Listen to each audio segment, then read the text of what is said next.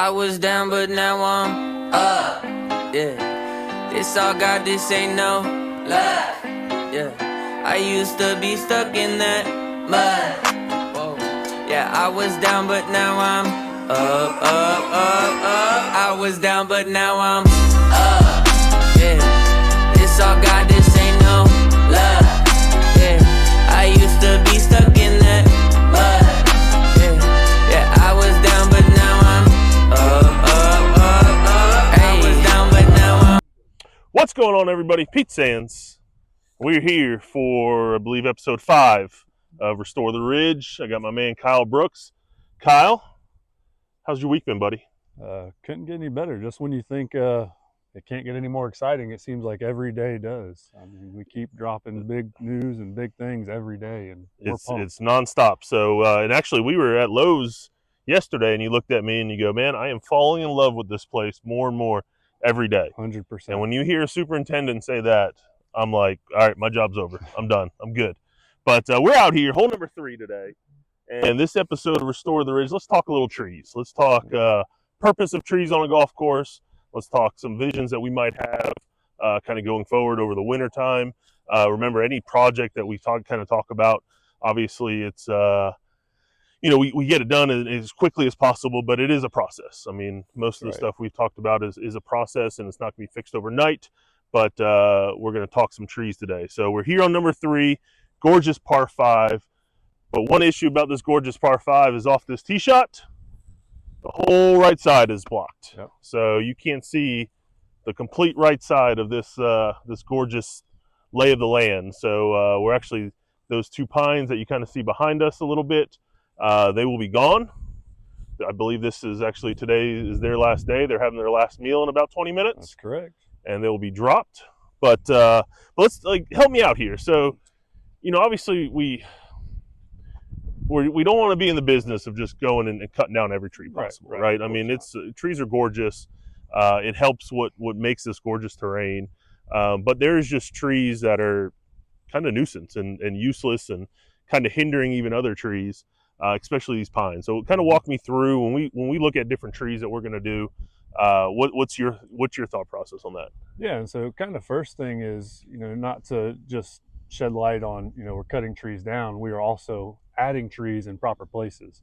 This golf course is 32 years old, so obviously, as the course grows, moves, changes, the trees do as well. Mm-hmm. So some of the trees that made sense during construction when this course was built, they don't exactly make sense anymore. Like those pines back there may have been 10 feet tall, not even visible, as now you can't see the right half or the front half of this fairway, and it does block anybody starting the ball out to the right.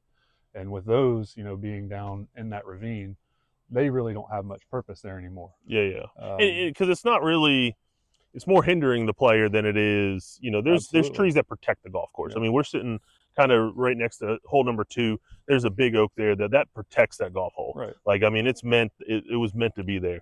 The pines behind us, they weren't meant to be there. They were an afterthought. They were kind of, all right, hey, they're kind of out of the way in the time of the golf course was built.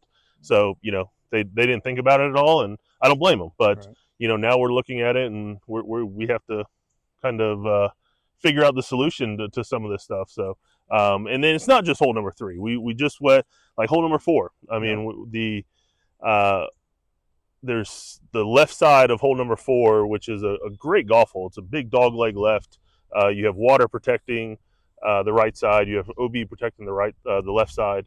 But you have this section of trees that a lot of people would think, oh, they were put there because of, hey, you don't want just people bombing over the green. But they're actually, looking at it, there are certain trees that still will make the hole play the same. And then there's certain trees that are just useless. And so we were looking at those. So I think we counted 8 or 9 pines. Right.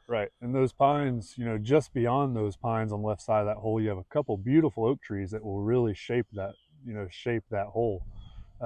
And those pine trees hindering the proper growth of those, good beneficial oak trees that, makes them grow different ways. They try and reach out for sunlight and grow around the pine trees. Mm-hmm. And added with the pine trees right on the cart path, it causes cart path disruption as well with the roots underneath the concrete. So removing those and be able to grass the left side of that hole as well. Yeah, and I mean that's kind of what playability also, right? I mean, one of our kind of comical rules in all of our tournaments is rocks and roots, and it's because of that hole number 4. And that was when we first rode the golf course. I kind of looked at you as like, hey, if we could solve this, we are heroes, because that has been something for so long that it just makes playability almost impossible on that hole. Right. And then you do that comes into you're then hindering golf. So you get over there, you get on that left side, you got a rock here, a root here, you got this, you got that, and then you're kind of just at the mercy of, okay, what's underneath my ball right now. Yep. So the only way to fix that is to clean it up, and cleaning it up means removing those trees that have those deep roots in them, and giving it a playability like we kind of talked about. Yep. But we're actually going to let somebody tee off real quick.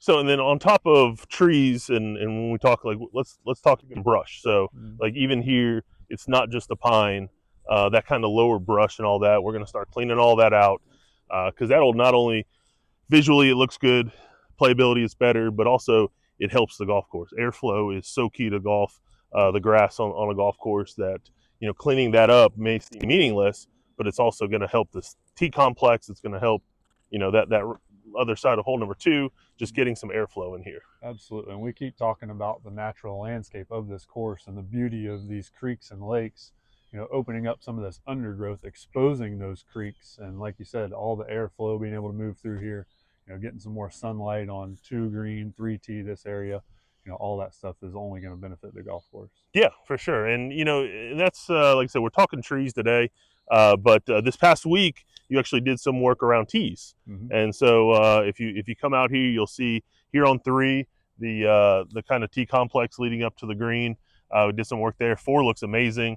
4's completed, so that looks awesome. I mean, that was like a surprise to me, where you said, hey, I got a surprise for you. I went out and man, it looked awesome. So and more of that stuff's to come, and that's the kind of little detail stuff that I really feel like Cherokee Ridge has been missing for the longest time.